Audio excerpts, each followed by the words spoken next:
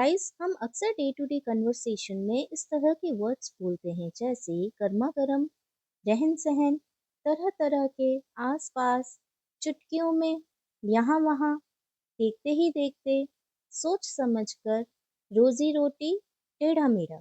Guys ये कुछ ऐसे वर्ड्स हैं जिनका यूज हम डेली कन्वर्सेशन में करते हैं।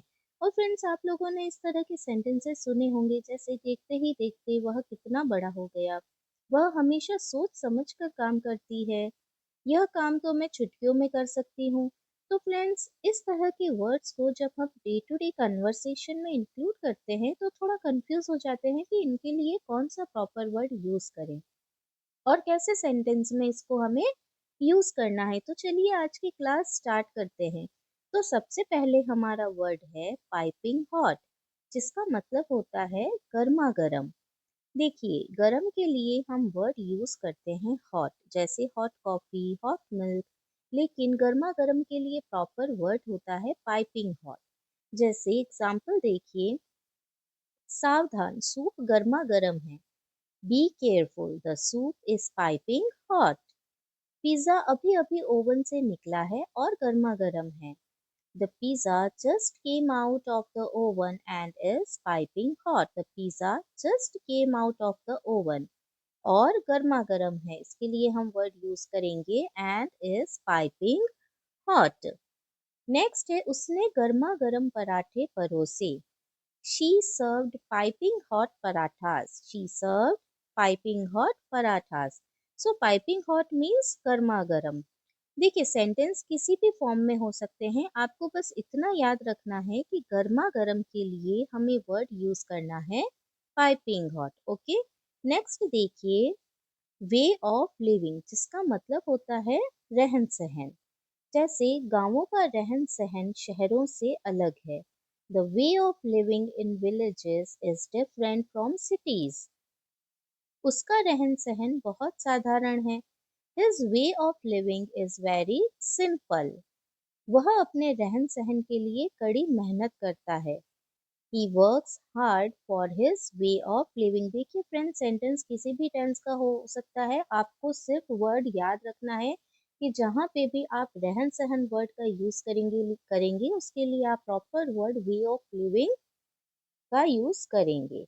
नेक्स्ट है देखिए डिफरेंट काइंड्स ऑफ, मतलब तरह तरह के। ये आप सभी को पता होगा, जैसे देखिए मुझे तरह तरह के फल खाना पसंद है। I like to eat different kinds of fruits. तरह तरह के लिए हम वर्ड यूज करेंगे डिफरेंट काइंड्स ऑफ। इसी तरह से उसके पास बताने के लिए तरह तरह की कहानियां हैं। She has different kinds of stories to tell. She has different kinds of stories to tell. Next word है नियर बाय। नियर बाय का मतलब होता है आसपास, मतलब पास में ही। जैसे क्या आसपास कोई अच्छा रेस्टोरेंट है? Is there a good restaurant nearby? Is there a good restaurant nearby? मैंने आसपास एक बिल्ली देखी। I saw a cat nearby. I saw a cat nearby. मेरे घर के आसपास कोई दुकान नहीं है। There is no shop nearby my house. मेरे घर के आसपास कोई दुकान नहीं है। There is no shop nearby my house. Clear है फ्रेंड्स? तो आसपास वर्ड के लिए आप नियर बाय का यूज करेंगे। नेक्स्ट वर्ड है इन अ फ्लैश। इसका मतलब होता है चुटकियों में। देखिए चुटकियों में इसका मतलब होता है तुरंत, मतलब एकदम फटाफट। तो इसके लिए वर्ड यूज करते हैं इन अ फ्लैश। या फिर एक और वर्ड है जो आप लोग यूज कर सकते हैं इन नो टाइम। इसका मतलब होता है बिना देरी किए, मतलब फटाफट चुटकियों में। जैसे कि अगर आपको बोलना है मैं ये काम चुटकियों में कर सकती हूँ, तो इसे आप बोलेंगे I can do this work in a flash. या फिर आप ऐसे भी बोल सकते हैं I can do this in a time, मतलब मैं ये काम फटाफट कर सकती हूँ या मैं ये काम चुटकियों में कर सकती हूँ। नेक्स्ट एग्जाम्पल देखिए, चोर चुटकियों में भाग गया। The thief ran away in a flash. The thief ran away in a flash. वह चुटकियों में तैयार हो जाएगा। He will be ready in a flash. He will be ready in a flash, या फिर आप ऐसे भी बोल सकते हैं he will be ready in a time, he will be ready in no time. Clear है? तो चलिए आगे बढ़ते हैं और हमारा नेक्स्ट वर्ड है हियर एंड देयर, मतलब यहाँ वहाँ। जैसे बगीचे में यहाँ वहाँ कुछ फूल हैं। There are some flowers here and there in the garden. बहुत कॉमन वर्ड है फ्रेंड्स, बहुत से लोगों को ये पता भी होगा। हियर के लिए हम क्या वर्ड यूज करते हैं? यहाँ, और वहाँ के लिए हम वर्ड यूज करते हैं देयर का। और जब ये दोनों साथ में आते हैं यहाँ वहाँ, तो इसके लिए हम एक प्रॉपर वर्ड यूज करते हैं हियर एंड देयर का। नेक्स्ट एग्जाम्पल है उसके यहाँ वहाँ कुछ खरोचे थी। He had a few scratches here and there. He had a few scratches here and there. Next word है in the blink of an eye, जिसका मतलब होता है देखते ही देखते। जैसे कि अगर आपको बोलना हो सुमित देखते ही देखते बड़ा हो गया, तो इसे आप बोलेंगे Sumit grew up in the blink of an eye। साल देखते ही देखते बीत गया। The year passed in the blink of an eye. The year passed in the blink of an eye. Okay, next word है thoughtfully। thoughtfully जिसका मतलब होता है सोच समझकर। जैसे उसने सोच समझकर जवाब देने का फैसला किया। She decided to answer thoughtfully. She decided to answer thoughtfully. हमें हमेशा सोच समझकर बात करनी चाहिए। We should always speak thoughtfully. We should always speak thoughtfully. आपको सोच समझकर फैसले लेने चाहिए। You should take decisions thoughtfully.